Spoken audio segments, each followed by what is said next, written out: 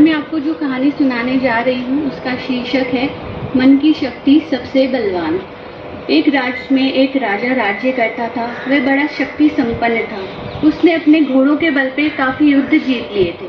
उसके पास बहुत सारे ताकतवर और शक्तिशाली घोड़े थे, परंतु एक घोड़ा उनमें से ऐसा था जो बहुत ही ज्यादा ताकतवर और शक्तिशाली था। इसीलिए वो राजा को अत्यंत प्रिय था। परंतु समय के साथ साथ वो घोड़ा बूढ़ा होने लगा। तब राजा ने सोचा कि ये अब युद्ध में मुझे जीत नहीं दिला सकता है। इसीलिए राजा ने उसे रणभूमि में ले जाना बंद कर दिया।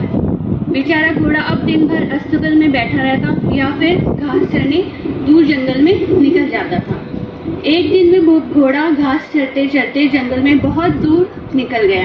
तब घास चरते चरते उसे प्यास लगी तो पास ही में उसे एक तालाब नजर आया।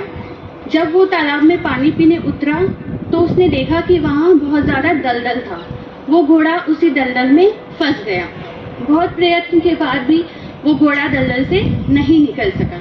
तब उसने बहुत जोर जोर से हिनहिनाना शुरू कर दिया। घोड़े की आवाज सुन के आसपास के जो गांव वाले थे वो इकट्ठे हो गए। उन्होंने भी काफी प्रयास किया, परंतु वो घोड़े को कीचड़ से नहीं निकाल पाए।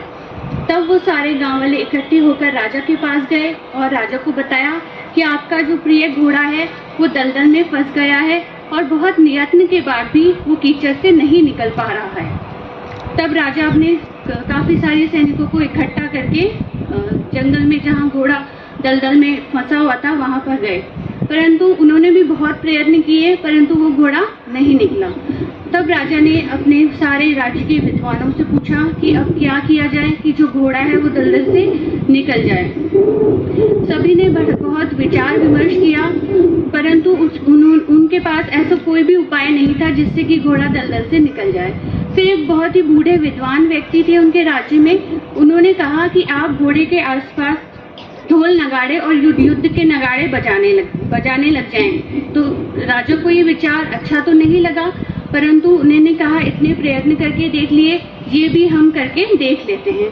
उन्होंने सभी को बुलाया और ढोल नगाड़े बजाने लगे। ढोल नगाड़ों की आवाज से घोड़े के अंदर बहुत ही स्फूर्ति उत्पन्न हो गई और वो धीरे धीरे उठने लगा और एकदम से वो कीचड़ से बाहर आ गया।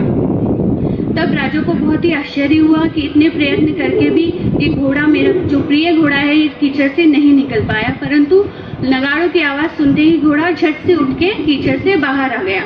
तब उन्होंने उन विद्वान से ये पूछा कि इसके पीछे क्या कारण है। तब विद्वान ने उन्हें बताया कि आपने घोड़े को नकारा समझ के महल में ही डाल दिया था, इसीलिए उसके अंदर जो उत्साह और उमंग है वो पूर्णतः नष्ट हो गई थी।